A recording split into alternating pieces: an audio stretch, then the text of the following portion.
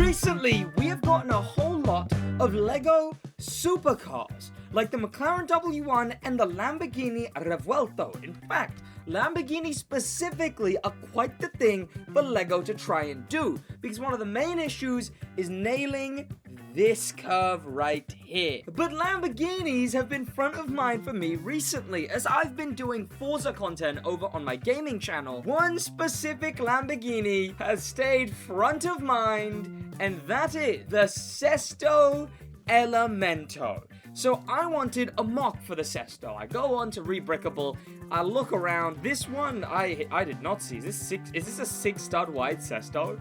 Okay, hear me out. Is it even? It is a Sesto. That's actually kind of cool. Of course, I was looking for Speed Champion scale, and there's not a lot of options. In fact, 2 of the options are the same one. The best one here that I see, one that didn't even leave me much exploration because it was by far the most detailed one, was this one by Rolling Bricks. €7 instructions, and the price set me back about £23.85. Meaning, for this mock, I mean, when you compare it to the £25 that Speed Champions are, 26-ish pounds that they are, I mean, this mock only cost me like £3 more than a regular Speed Champion mock. So I ordered the parts. They arrived with some mistakes, but none that stopped me from building. And this, viewers, is a review of the Lego Sesto Elemento by Rolling Bricks. This build was incredibly interesting. I enjoyed the build thoroughly. There was no really big mistakes in the instructions or things that made it hard. Some things could have been a bit more clear, like sometimes you have to slide a tile into the right place. A 1x2 tile connected by only one stud, and you gotta slide it into a specific bit, but it doesn't really make that clear. I kind of just realized by going, hey, there's a gap there, and then fixing it. Some bits were also sort of just my fault, like moving things into places, like the entire back half of the car, the top back, with all the vents. But this was actually quite a lengthy build still. I expected it to, well, not be. I mean, it's very part heavy with 324, which is like on the more part heavy side of Speed Champions, like the DeLorean, like the SF90, and not like the 250 number of something like the W1, because a lot of this has detail. A lot of detail, a lot of smaller pieces making that detail because of the fact that there's no stickers. That's and just as much as it was quite a lengthy build, breezing through it was so nice. There are some bits that were a little weird in the build, but those I'm gonna have to really mention once I can physically show you where I'm talking about. So let's go.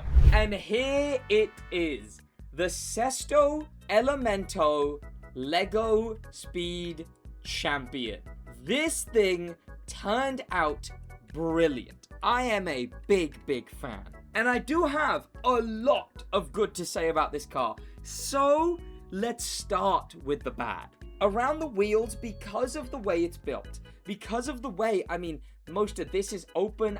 In fact, you can literally see the piece that connects the wheels there. It's visible from the back. It's just how tightly done this all is. Same with just how immediate the front. I mean, look at that. Look at that. That is okay. I said I was gonna be negative, yet I'm immediately being positive. This piece, just like the line there, is perfect. I mean, obviously the Sesto's is even more so. But this is just a brilliant amount to have it angled down to be notably Lamborghini. But because of that, a lot of things are very flimsy around these fender pieces. Like these fender pieces just sort of, whoa, not only coming off, but rolling all the way across my carpet. Because if you look at this fender piece, it is literally just a block with an extra bit on it. So it's incredibly flimsy, and obviously that goes for both sides. But it also goes for the back, which is kind of only connected by 2 studs. One of them being here, and then the other one being at the top-ish, but they're both top connections. So it just kind of pops off. Whoa. If I even drop the car by like, I don't know, 2 centimeters, it will lose both these rear fenders. All of that is as a result of the accuracy of this build though. So I can kind of let flimsiness like that slide when it achieves a very knowable goal of getting a good looking Sesto Elemento. Also, the way that the door panels are done, you can see a very slight, I mean, I guess the lighting sort of hides it on my camera, but you can see a very slight look into the cockpit from the door panel, which it just makes it feel a bit more, I don't know, a bit less put together to be able to see inside and see holes in the door panel. That's a bit of a shame. Also, I don't know what happened, okay, and this might be the fault of the inventory, the rebrickable inventory of what parts you need for this Lego set. But when I ordered this set, could have been my fault, could have been, but I did not receive a windshield piece. Now I'd have to double check. Maybe I didn't order it by mistake. But when I looked at the people I got the parts from, the different Brick Owl stores that I got the parts from, well, this was just not on any list. So I must not have put it on, or it wasn't put on the actual inventory. So what I ended up doing was I already put the Lamborghini Countach's piece on a Mazda RX-7 FC, and then I had a blank one that came with the Mazda RX-7 FC, which I then put on the Ferrari SF90. And because could I have put the blank one on the Sesto? That's what the mock shows. I could have done that, but what I ended up doing is going with the SF90's one because it's just a perfectly simple black printed windshield piece. In fact, I hope to see more of this piece in mocks because it just closes out the mocks perfectly, having the actual black roof piece rather than it being all glass. Now, while I'm around these fender pieces, I should also mention just a little complaint I have about the build instructions that I have to be able to visually show you. The sad thing is, this is a really, really good build. A really good build. But this bit right here is the tile I was talking about. The 1x2 tile that's just sort of placed on one stud. You end up placing that, but you kind of just place it wherever, whenever.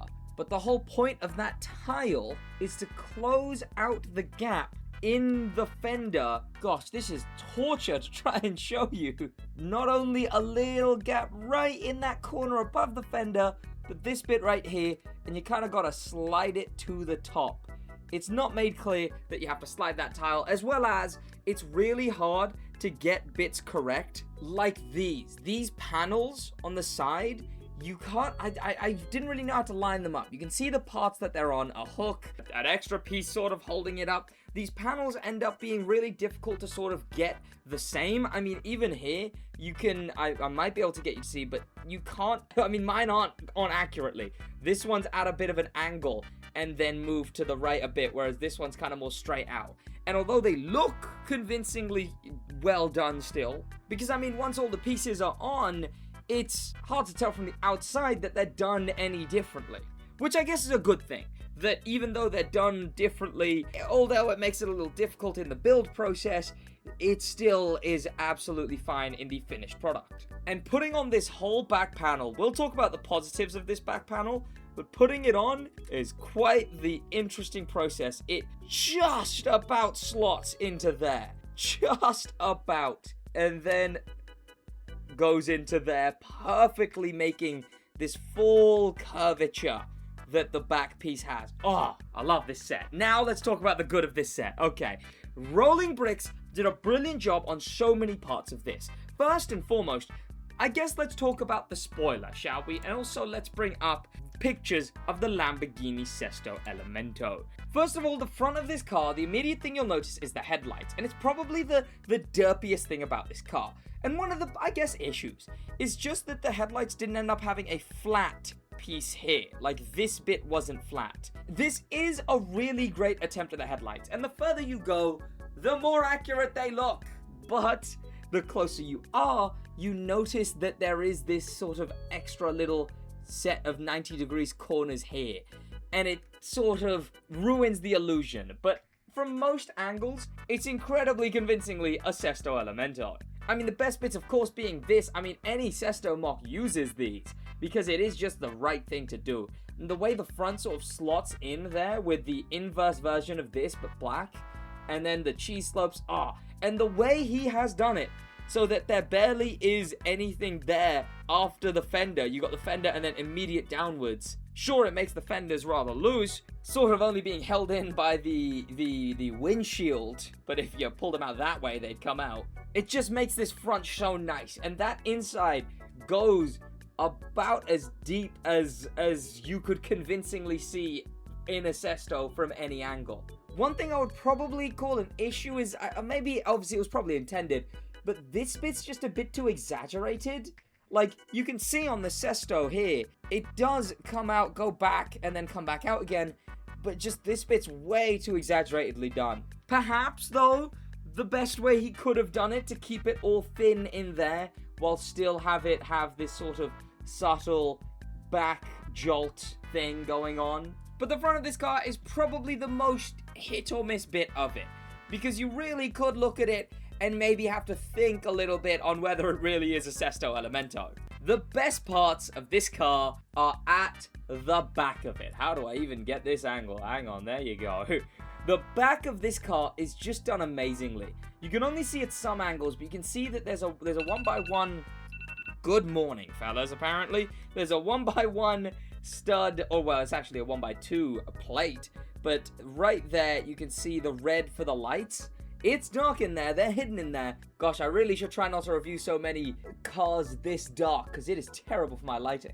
But the back is done just brilliantly. You've got the little red piece right there. You've got all of the bits. All of these bits are there. You have these sort of blade pieces coming off of that to give this bottom piece that comes off of the red bit. Then you have the second lot of this, which is done by a tile right there. And that tile, inside that tile, is also a phenomenal bit of work done. I had enough. I'm using my flashlight. It's my phone flashlight. You can see in there is hands. Like the hands of a Lego figure used to give this sort of triangle look, which is this little bit of triangle right here. And then, of course, you have the lights in the top corner, but also notably is there's been work done, like this little, this tile right here. All on the back of this, things stick out just a little bit extra so that it gives that feel that the Sesto has of just sort of going around the back, like you see all the internals, and the back is really just a shell covering them. And that is achieved here. And now, literally the best bit of this whole mock, the top profile. You have not only these bits, which are very distinctly Sesto Elemento. I mean, gosh, you can even see the shadow hitting the red bits the same way it does on the real Sesto Elemento. But this whole bit here is just phenomenal. It is put in the build brilliantly. It has no, like, studs showing in its execution of this whole panel bit. It is brilliant. We begin with these first two, which obviously are vents sticking out, and they're done like it almost, unless you know exactly what piece that is, it barely looks Lego. It looks like they're just like perfectly done vents on top of that. And then they do use a 1x1 stud to just sort of give it that extra bit of red that these vents do have. Of course, the outline wouldn't be possible, but getting just the red there to give the idea of where the red is most in the actual car next to these vents is perfectly done. And then we go in to these corner rounded tiles spammed to just, I mean, look at it comparatively. It's just, that's the Sesto Elemento. And the thing is those tiles are side by side. Really, there is red all the way through that. It should be as red, like on a just a flat basis looking at it, it should be red just like as if it was a 1x2 tile there. But it isn't like that because the roundeds just make it dark enough inside of there that, there you go, that's how you dispel the illusion. Because that just looks like it's tile. But from every angle when you have this car, oh my god, look at it.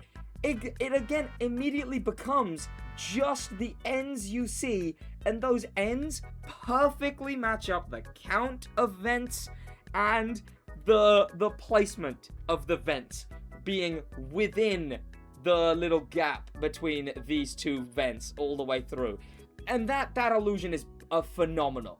I mean, just looking and seeing that it's essentially a tile that goes red all the way through, and then I get rid of the flash, and boom, you only see the very ends because of how dark it gets in there. Brilliantly done. Brilliantly little separate constructed thing which kind of folds into it. This part of the build is phenomenal. I would forgive everything in the build just for this bit. There's also the spoiler, which is quite nicely done. Let's just take it off to show you the spoiler, because that's probably the best way I can. The spoiler is pretty well done. I mean, he got the curving in on the outside really nicely done. There you go, you can see how it's done. And I guess the only thing he's missing is sort of the main bit of the spoiler poking back inwards, but I actually have no idea how you would achieve that. Let's go into the interior. It's got the racing-y wheel. Now, the wheel doesn't move. It is just a piece there, but the interior is done quite nicely. I mean, you can see the red seats. You have all the sort of like the stuff around it. There's even a little 1x2 clear brick in there to give the illusion of the rear windshield, or at least what the attempted, or I don't know what the hell you would see as a Sesto Elemento driver through that windshield. Nothing is the answer. And there's also clear studs on the side which achieve the same illusion that go like, brilliantly done. That bit also brilliantly done, piecing itself around this bit right here. The dash and the all of that stuff has a nice little curvature to it. And I've not actually tested this yet, but if I grab a minifigure, I believe a minifigure could hypothetically fit into there. Oh, it's break. Okay, I seem to have dislodged the entire front of the car. But dislodging the front does let you nicely position the minifigure in there. You can lay him as back as he would be in a Sesto. You know what? I guess I'm starting to realize why Lego doesn't make their cars as just connected right after the fenders as I wish they would sometimes. 2 studs? This is connected by 2 studs? My word, I didn't even realize. That's actually stayed on pretty sturdy, given it's only connected by 2 studs. And in that goes, and there is no way I can fit the windshield on. What if I took off his hair? Can I fit the windshield on? I indeed can. What just happened there? What broke? The mirror again, okay. And we have a minifigure in the Sesto Elemento.